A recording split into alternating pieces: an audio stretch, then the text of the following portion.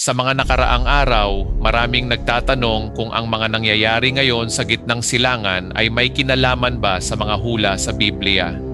May kumakalat na haka-haka, may nagsasabing ito raw ay patungo sa Third Temple, at may iba namang nagmayduda ng mas malalalim na agenda. Si Jared Kushner, minsan na natin siyang nababanggit na si Kushner ay isang Hudyo at maraming nagdududa sa kanya kung siya ba ay connected sa pagiging Antikristo. Panoorin muna natin mismo ang sinabi sa video at suriin kung ano lang talaga ang malinaw na binigkas ni Jared Kushner at kung saan lang maaaring pumasok ang usapan ng Bible prophecy. Kaya gumawa kami ng isang master plan.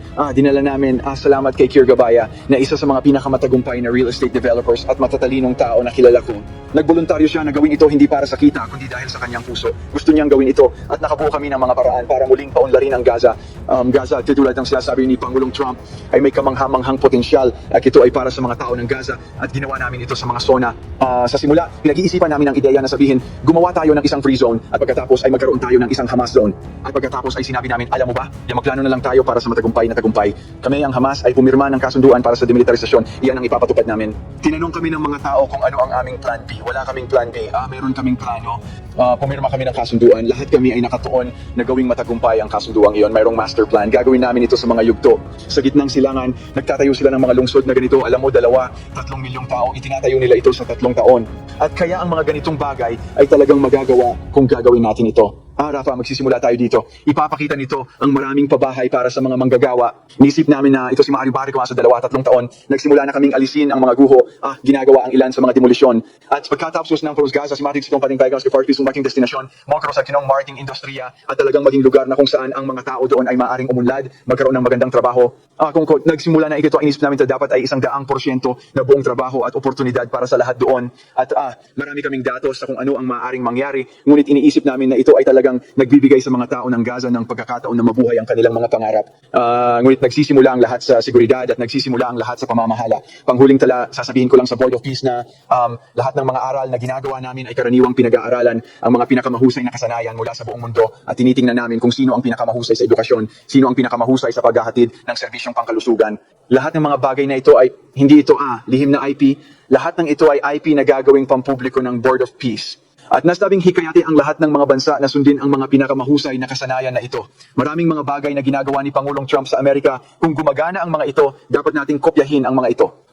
Kung makikita natin kung ano ang gumagana sa ibang mga bansa, dapat din nating kopyahin ang mga ito. At kaya, ang magagawa ng Board of Peace, kung magiging matagumpay kami sa Gaza, ay talagang ipakita kung paano mo isasagawa ang kapayapaan na isang bagay na nang makuha namin ang kasunduang ito, hindi talaga namin natagpuan ang masyadong maraming kadalubhasaan o kaalaman kung paano ito gawin. Kaya habang nililikha namin ang sistemang ito, sana ito ay isang bagay na maaari naming idokumento ang mga natutunan at gawing magagamit sa lahat ng iba pa na nais gamitin ito sa hinaharap. Kaya demilitarisasyon, ito ay isang bagay na sinisimulan na namin ngayon. Mayroon kaming bagong gobyerno sa Gaza. Ang gobyernong ito ay makikipagtulungan sa Hamas sa demilitarisasyon upang talagang dalhin ang mga prinsipyo na napagkasunduan sa dokumento sa susunod na yugto. Yan sana ito ay magiging matagumpay. Kung wala iyon, hindi namin maibabalik ang Gaza. Kaya kung hindi mag-demilitarize ang Hamas, iyon ang magiging hadlang sa Gaza at sa mga tao ng Gaza mula sa pagkamit ng kanilang mga pangarap at napakahalaga niyan. Kaya sa susunod na 100 araw, patuloy kaming magiging nakatuon at tutok sa pagtiyak na ito ay maipatupad. Patuloy kaming nakatuon sa makataong tulong, makataong tirahan. Ngunit pagkatapos ay lumikha ng mga kondisyon upang umusad. Kaya salamat. Panghuling punto na sasabihin ko ay ito ay talagang posible lamang dahil sa trabaho ng napakaraming tao at sa mahusay na pamumuno ni Pangulong Trump. Initingan ni Mami sa intro, nagtatanong, paano kami makakatulong? Kaya ang mga bansa ay naging napakamapagbigay. Gagawin namin ang unang komperensya kung saan i-anunsyo namin ang maraming mga kontribusyon na gagawin sa loob ng ilang linggo sa Washington.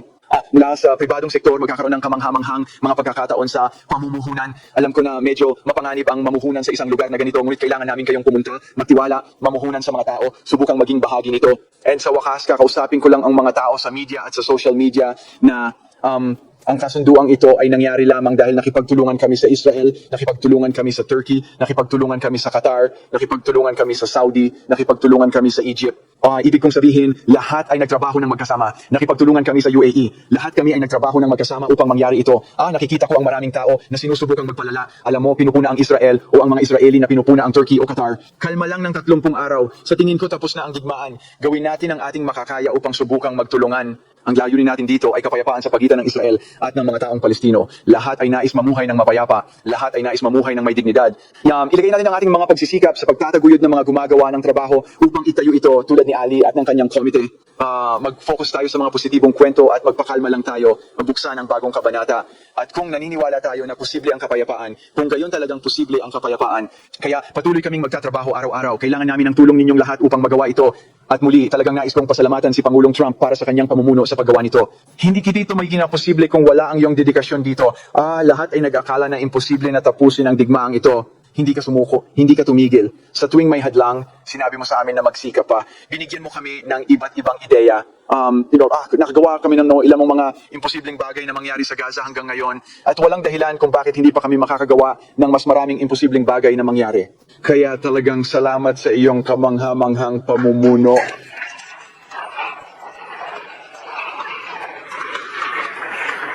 Habang pinapakita natin dito ang ilang bahagi ng video, mapapansin ninyo na ang pangunahing sinasabi ay tungkol sa muling pagtatayo ng Gaza, demilitarization, bagong pamahalaan, humanitarian aid at kooperasyon ng iba't ibang bansa tulad ng Israel, Turkey, Qatar, Saudi Arabia, Egypt at UAE. Binabanggit din ang investments, workforce housing at long-term peace implementation.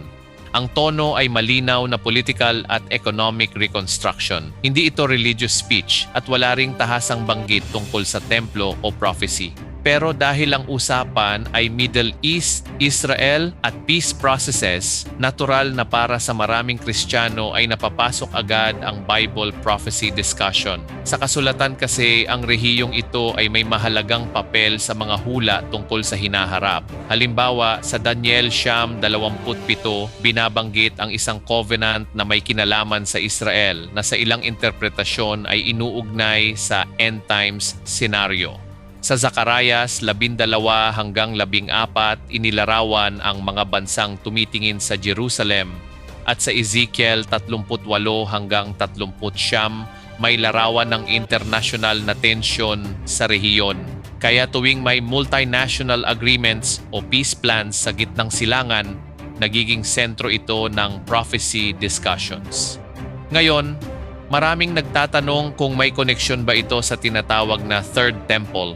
Sa Biblia, ang konsepto ng templo sa huling araw ay lumilitaw sa mga talata tulad ng Daniel Siyam 27 kung saan binabanggit ang pagtigil ng sakripisyo at sa ikalawang Tesalonica 2, 3 hanggang 4 kung saan inilalarawan ang isang figura na umuupo sa templo ng Diyos at nagpapakilalang siya ay Diyos. Sa Revelasyon 11, versikulo 1 hanggang 2, may larawan ng isang templong sinusukat.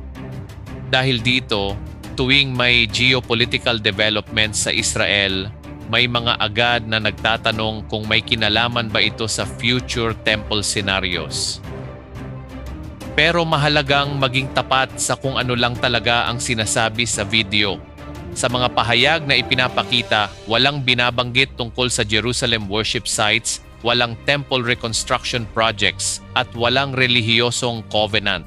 Ang tinatalakay ay Gaza redevelopment, governance, security, at regional cooperation. Kaya kung titingnan natin ito ng direkta, wala pa tayong sapat na base upang sabihing may specific Third Temple agenda sa mga salitang iyon.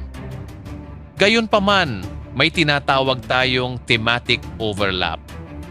Ang mga salitang peace, international cooperation, rebuilding after war, at security frameworks ay mga konseptong madalas ding lumilitaw sa prophecy discussions.